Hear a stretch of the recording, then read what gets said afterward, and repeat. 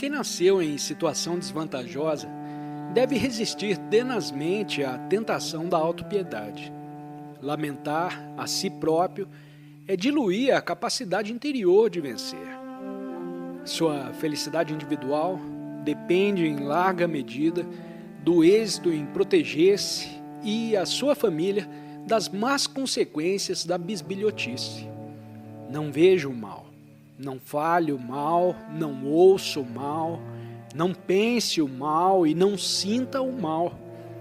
Muitas pessoas podem tagarelar durante horas sobre a vida alheia, acabando por sucumbir à influência da fofoca, como se dá com a intoxicação passageira das bebidas alcoólicas.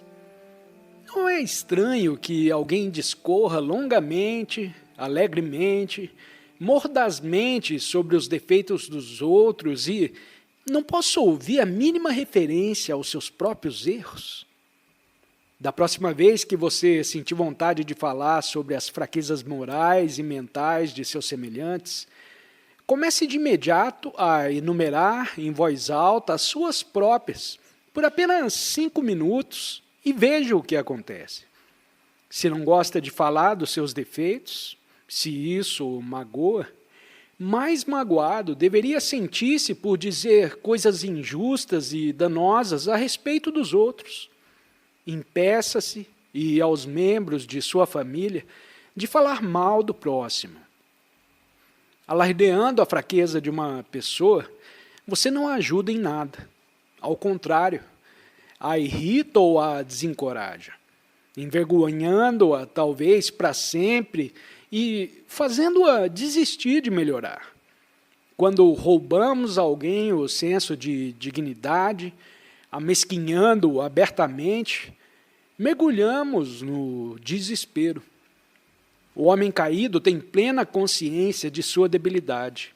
Criticando de forma destrutiva, você o empurra ainda mais para o desalento no qual ele já está submergindo.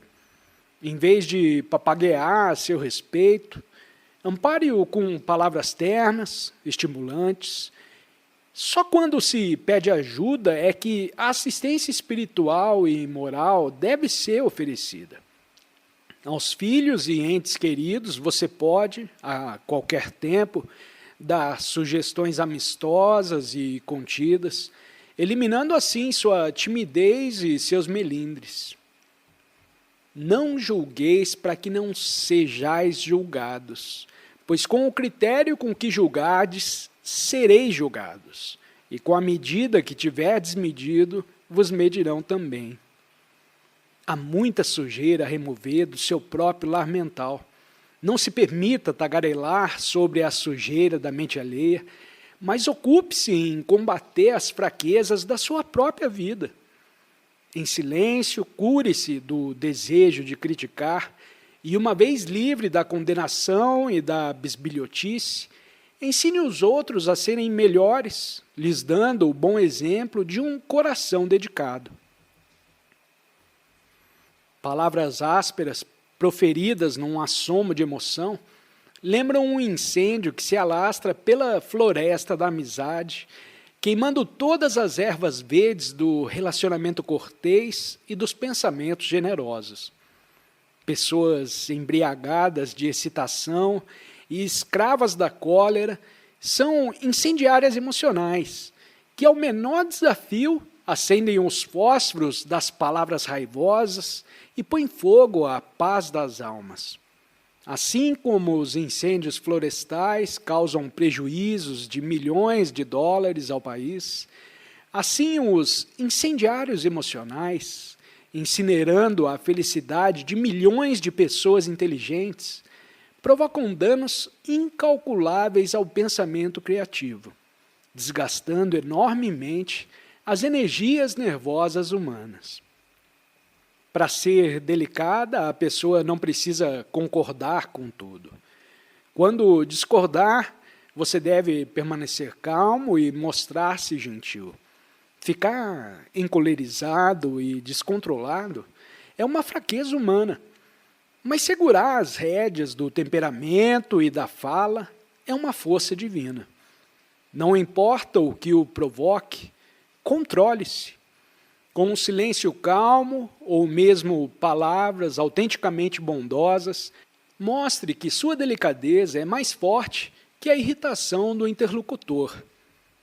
Se a indelicadeza ou o azedume estão lhe provocando indigestão, beba o remédio da doçura. Se resolver mudar, comece dizendo palavras sinceras e gentis àqueles com quem foi injustamente agressivo. Primeiro, seja cortês com seus parentes imediatos, depois conseguirá sê-lo normalmente com os outros.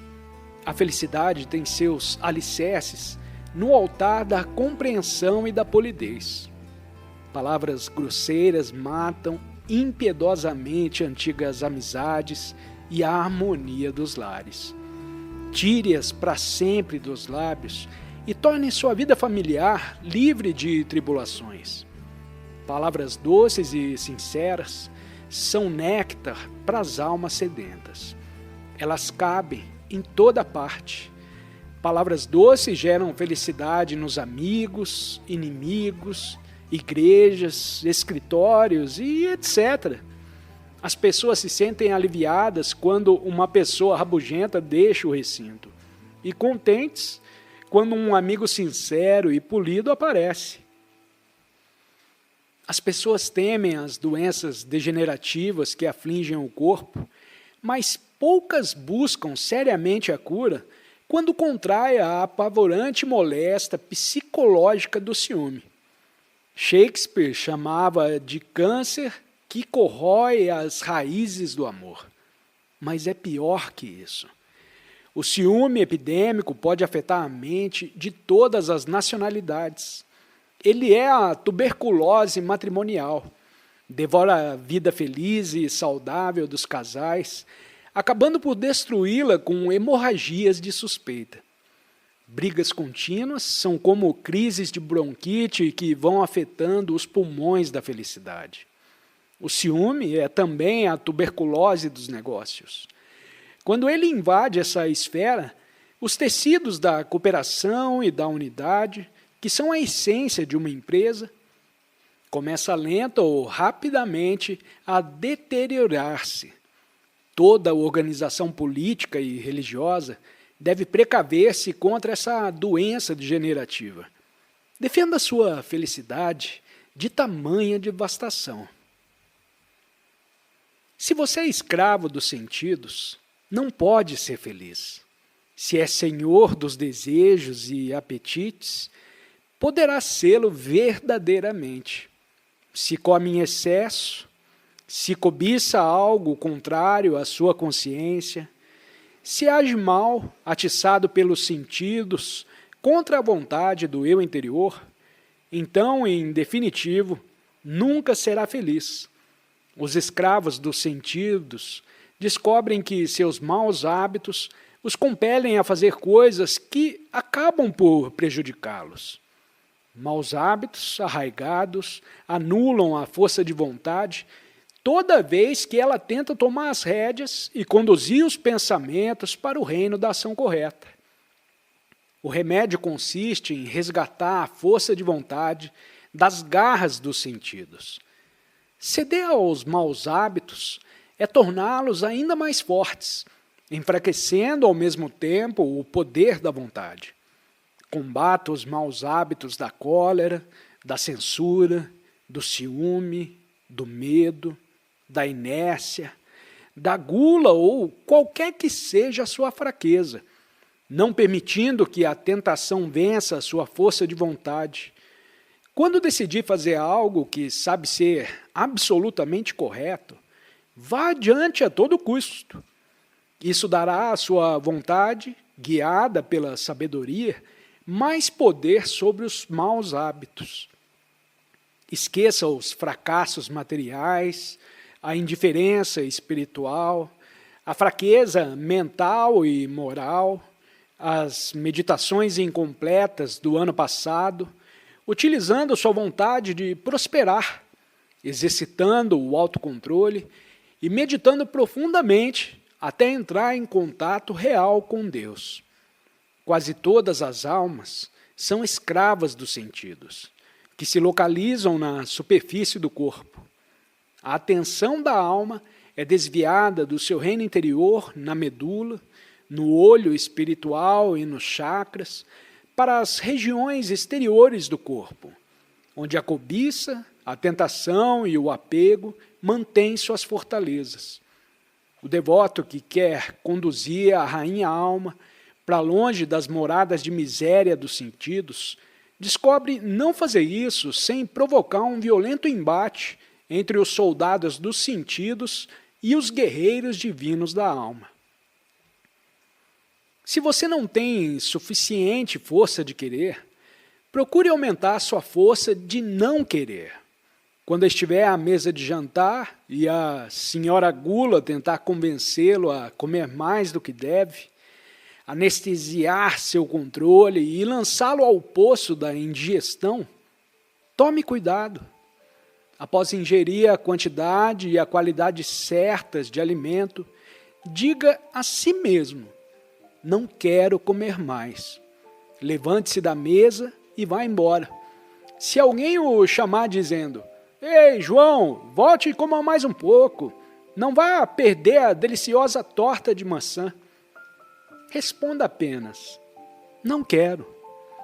Pensamentos de desonestidade, tentação e vingança são os soldados dos sentidos provocadores de miséria. Desejam conquistar o reino da sua felicidade e trancafiar você no calabouço da infelicidade e da penúria.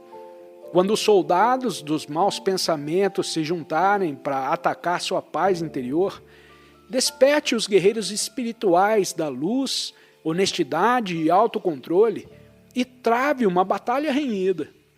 Lembre-se, cabe a você decidir se quer que a cobiça, a sujeição, a cólera, o ódio, a vingança e as preocupações governem sua vida, ou se deixará os guerreiros divinos do autocontrole, serenidade, amor, perdão, paz e harmonia defender seu reino mental. Expulse os hábitos sensuais rebeldes que trouxeram miséria ao império da sua paz. Seja seu próprio rei e deixe os paladinos do bem e dos bons hábitos tomar conta do reino de sua mente. Então, a paz o governará para sempre. Entregue a Deus tanto o bem quanto o mal que você, porventura, pratique. Isso não significa, é claro, que você deva fazer conscientemente coisas ruins. Mas quando não puder evitar isso por causa de hábitos muito arraigados, procure sentir Deus agindo por seu intermédio. Transfira a Ele a responsabilidade. Deus gosta disso. Quer lhe dar a saber que é Ele quem sonha a sua existência. Se você se esforçar, Deus nunca o abandonará.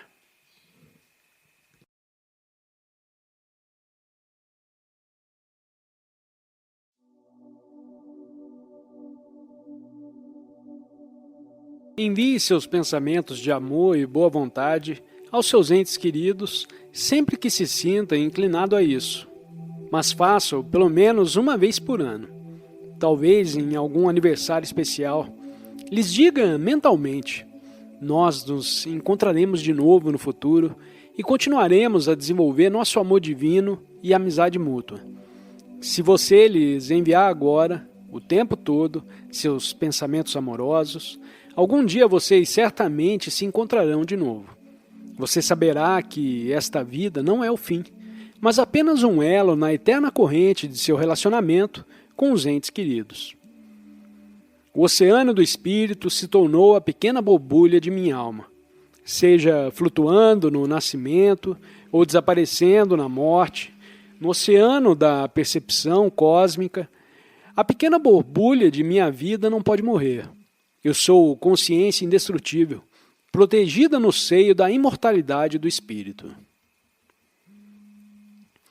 A humanidade está empenhada numa eterna busca daquele algo mais, que ela espera que lhe traga a felicidade completa e sem fim. Para as almas individuais que procuraram e encontraram Deus, a busca terminou, Ele é esse algo mais. Muitas pessoas talvez duvidem de que encontrar Deus seja a finalidade da vida, mas todos podem aceitar a ideia de que o propósito da vida seja encontrar a felicidade. Eu afirmo que Deus é a felicidade. Ele é bem-aventurança. Ele é o amor. É a alegria que nunca deixará sua alma. Então, por que você não tenta alcançar essa felicidade? Ninguém mais pode dá-la a você. Você mesmo tem de cultivá-la o tempo todo. Mesmo que a vida lhe tenha dado, em certo momento, tudo o que você queira, riqueza, poder, amigos, passado algum tempo, você se torna de novo insatisfeito e necessita de algo mais. Uma coisa, porém, jamais se tornaria monótona para você: a própria alegria. A experiência interior que todos estão buscando é a felicidade que é deliciosamente variada, embora sua essência seja imutável. A alegria perene, sempre renovada, é Deus. Encontrando essa alegria dentro de si, você encontrará em tudo no mundo exterior. Em Deus, você terá acesso à fonte da perene, infindável bem-aventurança. Imagine que esteja sofrendo uma punição que não lhe permita dormir numa hora em que você necessita desesperadamente descansar e, de repente, alguém diz: muito bem, agora já pode dormir. Pense na alegria que sentiria no momento em que estivesse a ponto de cair no sono. Multiplique-a por 1.000.000. Nem isso descreveria a alegria sentida na comunhão com Deus. A alegria de Deus é ilimitada, incessante e sempre nova. Corpo, mente, nada poderá perturbá-lo quando estiver nesse estado de consciência. Assim são a graça e a glória do Senhor. E Ele lhe explicará tudo o que você não tem sido capaz de entender, tudo o que você quer saber. Quando você senta em silêncio na meditação profunda, a alegria borbulha internamente, sem ter sido despertada por qualquer estímulo externo. A alegria da meditação é avassaladora. Aqueles que ainda não alcançaram o silêncio da verdadeira meditação não sabem o que é a verdadeira alegria. Quando a mente e os sentimentos são interiorizados, você começa a sentir a alegria de Deus.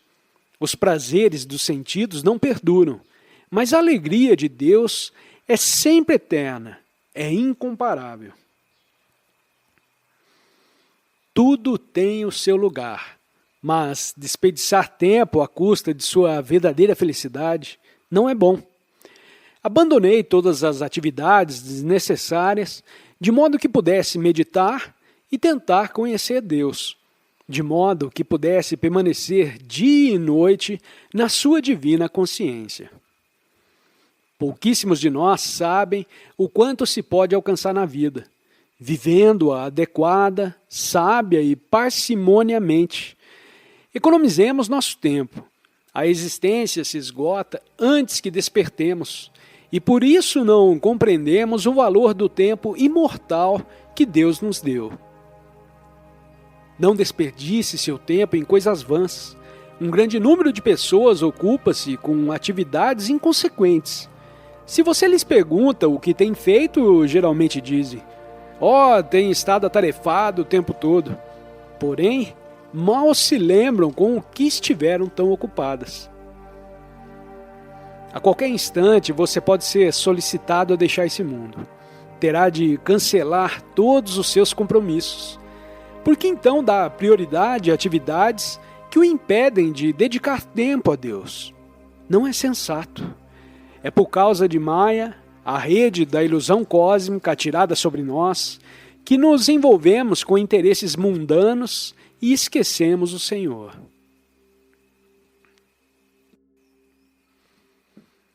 A crença na necessidade de realizar prioritariamente desejos e deveres menores é a maior ilusão do homem. Lembro-me bem de que durante meu treinamento, como jovem discípulo de meu guru, todos os dias eu prometi a mim mesmo: amanhã meditarei um pouco mais. Um ano inteiro se passou antes de eu compreender que continuava adiando aquele meu propósito. Imediatamente, tomei a resolução de que minha primeira atividade pela manhã, logo após a higiene diária, seria uma longa meditação. Mas mesmo assim, mal eu me espreguiçava e me tornava presa dos meus afazeres e atividades diárias. Logo a seguir, resolvi fazer minha meditação primeiro. Assim aprendi uma grande lição. Em primeiro lugar, vem o meu dever para com Deus e em seguida cuido dos meus deveres menores. É importante perceber a diferença entre as suas necessidades e as suas carências. Suas necessidades são poucas, enquanto suas carências podem ser ilimitadas. A fim de encontrar a liberdade e a bem-aventurança, ocupe-se apenas de suas necessidades. Deixe de criar carências ilimitadas e perseguir o fogo fato da falsa felicidade. Qual é a melhor oração? Perguntou um discípulo. E Paramahansa Yogananda respondeu: diga ao Senhor, por favor, faz-me conhecer a tua vontade. Não diga quero isso ou aquilo, mas tenha fé em que Ele sabe o que você necessita.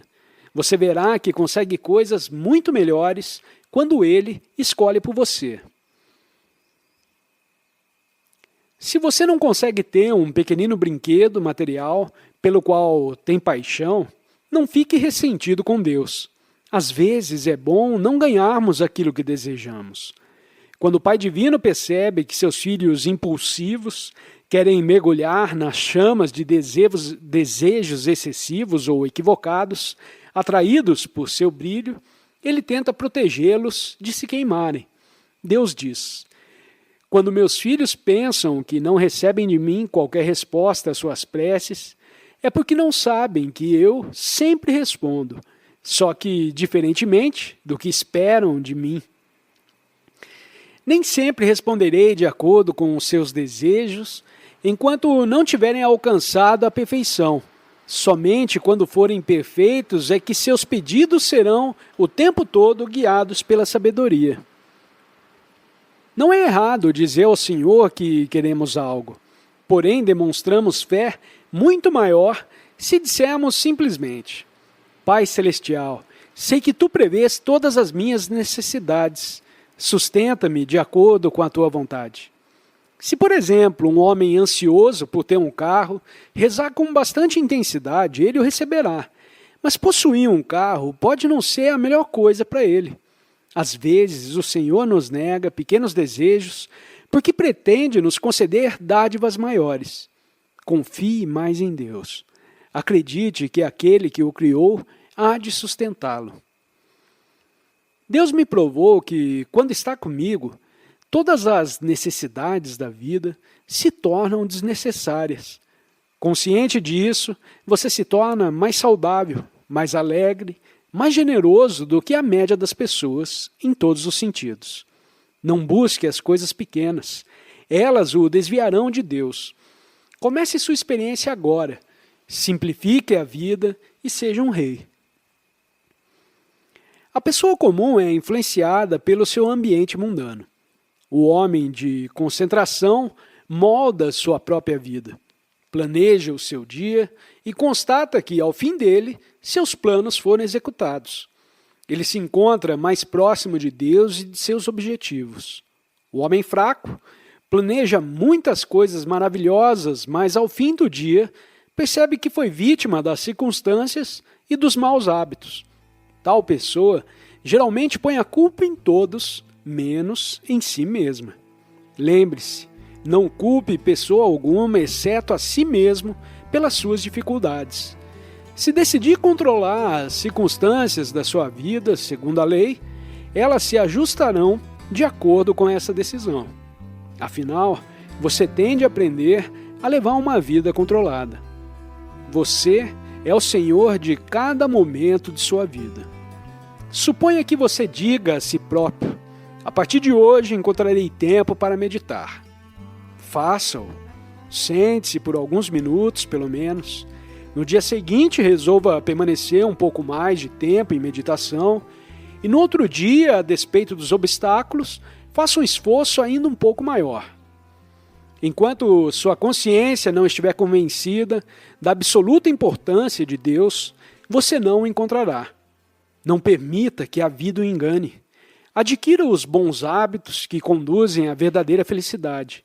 Siga uma dieta simples, exercite o corpo e medite diariamente. Não importa o que aconteça, chuva ou faça sol. Se não puder fazer exercícios e meditar pela manhã, faça-o à noite. Reze diariamente. Senhor, mesmo que eu morra ou que o mundo desabe, todos os dias encontrarei tempo para estar contigo. Os minutos são mais importantes do que os anos. Se não preencher os minutos da sua vida com pensar em Deus, os anos vão passar e quando mais precisar dele, talvez não consiga sentir a sua presença. Mas se ocupar os minutos de sua vida com aspirações divinas, os anos ficarão automaticamente saturados por elas.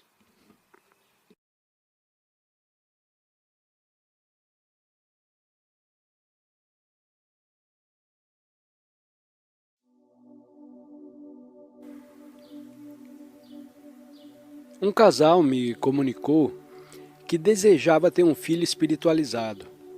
Orei por eles e mostrei-lhes uma fotografia. Aquela alma, garanti, seria adequada para eles e estava pronta para renascer na terra, conforme eu pressentia. Medite nessa alma, eu lhes disse. Concentre-se sobretudo nos olhos dela. Convidem-na para vir morar em sua casa. Além disso, não tenham relações sexuais por 6 meses. A abstinência fortalecerá o seu magnetismo espiritual. Quando no fim desse prazo voltarem a se unir fisicamente, pensem na pessoa que estou lhes mostrando. Pensem também em Deus. Se seguirem meu conselho ao pé da letra, essa alma nascerá para vocês. O casal fez tudo o que eu lhe recomendara e algum tempo depois, aquela alma se materializou em sua família. A alma dentro do corpo no momento da concepção, quando o espermatozoide e o óvulo se unem. Um lampejo de luz risca o mundo astral. As almas que ali estão, se prontas para renascer, correm na direção da luz, caso as vibrações desta se harmonizem com as suas. Às vezes 2 ou mais chegam ao mesmo tempo e a mulher tem gêmeos, trigêmeos ou mesmo... Bem, vamos ficar por aqui. É importante, pois, que uma consciência elevada presida a união física. O lampejo gerado no mundo astral reflete o estado de consciência dos cônjuges, principalmente no momento da relação sexual. Deus é o amor perfeito. A humanidade criada à sua imagem e semelhança reflete esse amor. Os seres humanos se afastaram de Deus, mas mesmo aqueles que se tornaram materialistas continuam ligados a Ele por longos fios invisíveis, com os quais o Pai, aos poucos, os vai puxando de volta para a morada divina. Quando o homem é egoísta e perverso, tenta desprender-se de Deus. Quando ama de verdade e com pureza, segue sem mesmo perceber, amparado pela vontade subconsciente, o fio invisível do amor que o puxa para Deus. Embora o Pai haja enviado seus filhos mortais para longe de si, ainda mantém abertas as portas do amor, para que um dia regressem ao lar da perfeição. Deus previu que, abençoados com o dom divino do livre-arbítrio, seus filhos fariam mau uso dessa liberdade. Insistiu, pois, em ser para eles um pai sapiente, a fim de proteger aqueles que se mostrassem fracos e propensos ao erro. Não satisfeito em ser pai, tornou-se também mãe, cujo afeto incondicional pelos filhos pecadores poderia ajudá-los a voltar ao lar pela larga avenida do amor desinteressado. Se tudo isso não bastasse, Deus se tornou também os filhos amorosos dos pais, a fim de purificar o seu amor conjugal e ampliá-lo para além dos limites do egoísmo. O amor divino se expande quando jorra de dois corações unidos até um terceiro coração, o do Filho. Isso não significa, é claro, que todos devam casar-se para transformar o seu amor humano em amor divino. O amor humano pode ser transformado em amor divino de uma maneira superior pelo casamento da alma com o espírito no templo da meditação. A alma gosta de meditar, pois na meditação reside a sua maior alegria, o contato com o espírito inefável. Todas as pessoas que meditam devotamente conseguem por fim manifestar o seu amor puro e divino. O relacionamento entre pais e filhos obedece a uma lei metafísica e inexorável de Deus, que é o amor. Ele nos colocou em nossos corpos por meio do afeto de duas pessoas. Assim, apenas pelo amor poderemos encontrar o caminho de volta até ele. O amor paterno e filial é o laboratório no qual o amor humano se transforma em amor perfeito. Deus se manifesta no amor conjugal e esse amor se purifica e se expande graças ao espírito de sacrifício pelo Filho. Se pais e filhos se lembrarem de que seu relacionamento não é acidental, mas obedece a um plano divino, então todos, por sua ternura mútua, engrandecerão o amor que reside em seus corações durante essa provação terrena. A dedicação recíproca é o altar no qual o amor de Deus se manifesta. Pais e filhos não devem nutrir uma familiaridade excessiva. O seu relacionamento se baseará não na força da autoridade, mas no afeto. Se encherem seus corações com agressividade, nunca aprenderão a amar Deus, que é amor. O amor verdadeiro, magnânimo, desenvolvendo-se no altar do amor paterno e filial. O eco do amor divino é silenciado quando palavras duras, indiferença, egoísmo ou desconfiança vibram no templo do corpo.